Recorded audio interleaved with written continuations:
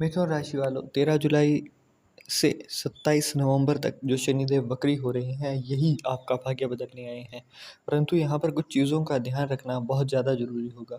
हुआ क्या है कि आपके 10वें घर, जहाँ पर मीन राशि का घर है वो, और वहाँ पर आपके शनिदेव विराजमान हैं और 8वें और 9वें घर के स्वामी बनकर।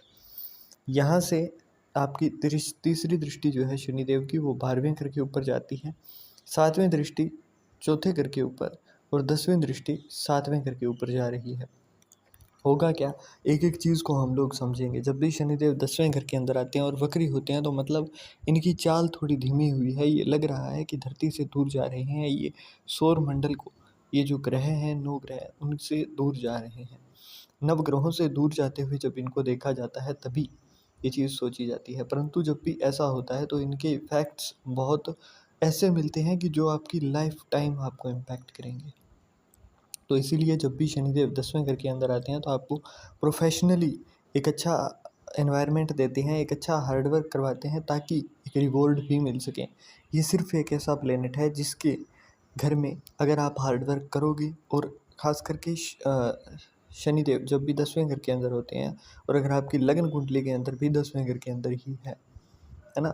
तो ऐसे में अगर आप रात को जाग कर काम करते हो, तो ऐसा बंदा बहुत अच्छे तरीके से रहेगा।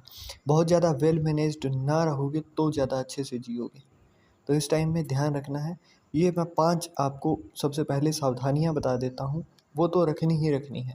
उसके बाद में जो परिणाम होंगे वो बताते हैं हम। पहला, आपको ज़्यादा मतलब वेल मैनेज रहने की ज़रूरत नहीं है। जितना ज़्यादा बिखरा के रखोगे चीज़ों को, उतना ही ज़्यादा अच्छा होगा। दूसरा, रात को जितना काम करोगे उतना ज़्यादा बेटरमेंट आपको दिखाई देगा। तीसरा, किसी भी विधवा स्त्री या फिर अपने बड़े भाई की जो वाइफ़ होती हैं, उनसे किसी भी तरीके से वाद विवाद नहीं करना है, इस चीज़ से बचना है।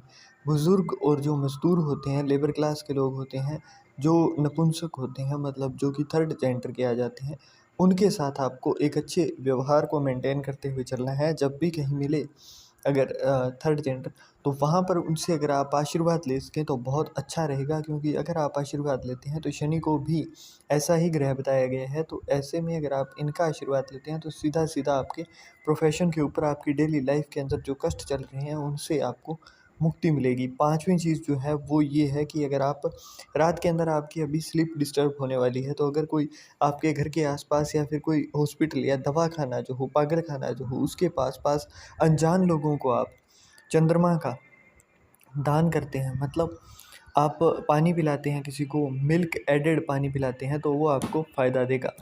और इसके साथ-साथ अगर आपकी पहुँच हो, तो किसी लंगर के अंदर अगर आप जो तेल आता है सरसों का, वो दान देंगे, तो उसमें भी आपको फ़ायदा दिखाई देगा। इसके साथ-साथ अब यहाँ पर 12वें घर के अंदर दृष्टि है, तो जब भी 12वें घर के अंदर दृष्टि होती है, तो आपका एक्सपेंसेस किसी केस के ऊपर, किसी डिज़ीज़ के अंदर या फिर ऐसी जगहों पर जहाँ पर आपको प्रॉफ़िट नहीं होगा, मतलब सडन लॉस होता हुआ दिखाई देगा। 8वें घर के अंदर भी ये स्वामी बनकर 10वें घर के अंदर बैठे हैं, मतलब प्रोफ़ेशन के अंदर आपको बहुत ज़्यादा पॉलिटिक्स के अंदर घुसना नहीं है। अगर घुसोगे तो सडन लॉस दिखाई देगा। सडनली आपका प्रमोशन की जगह है, आप एक पद नीचे आते हुए दिखाई देंगे। परंतु 9वें भाव में भी ये स्वामी है, तो इसके लिए आप जितना ज़्यादा भाग्य को कोसोगे, जितना ज़्यादा आप भाग्य के बारे में कहोगे, उतना ही दिक्कतों को फेस करोगे। इसलिए अच्छा है कि आप भाग्य के ऊपर बहुत ज़्यादा ना रहते हुए, अपनी इच्छा से जो भी आपसे हो सके वो चीज़ें करिए, आप मेहनत करिए। ये सिर्फ़ ऐसा ग्रह है जो कि आपकी मेहनत को रिवॉर्ड देता है। ये ऐसा नहीं है कि आप मेहनत करोगे तो आपको जाने देगा। इसके साथ-साथ चौथे घर के अंदर दृष्टि है, तो आपकी माता का हेल्थ आपको ध्यान रखना है। मेंटल पीस आपकी बहुत ज़्यादा अच्छी नहीं रहेगी, तो मेंटल पीस को अच्छी रखने के लिए मेडिटेशन, एंड इसके साथ-साथ आपको 7वें घर के अंदर दृष्टि जब भी जाती है, तो आपको अपनी मैरिड लाइफ़ के अंदर बार-बार अंडरस्टैंडिंग बेस्ड लड़ाइयाँ देखने को मिलती हैं, तो इस चीज़ के ऊपर कंट्रोल करना है। जब भी ऐसा लगे कि आपको दबाव हो रहा है या फिर आपको बहुत ज़्यादा अच्छा नहीं लग रहा है, तो एक पॉज़ लीजिए। वहाँ पर ऐसा नहीं करना है कि आप लड़ने लगें या फिर आप झगड़ा करने लगें, अपने गुस्से के ऊपर काबू रखना है, थोड़ा कंट्रोल करना है, और शुक्र की चीज़ें जो होती हैं वो अपनी स्पाउस को आपने देनी है।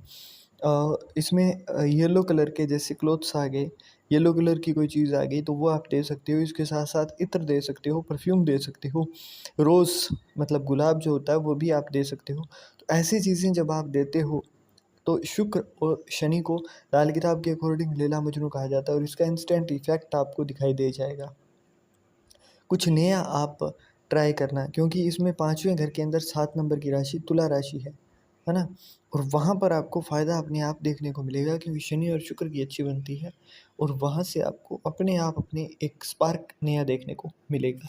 इन्हीं चीज़ों का जब आप फ़ायदा उठाने लगते हो तो आपका ज्योतिष जो है वो आपको जादू दिखाता है, और यही जादू आपको देखना है तो प्रिकॉशन ज़रूर रखिए। जो 5 सावधानियाँ मैंने बताई हैं वो ज़रूर रखनी है।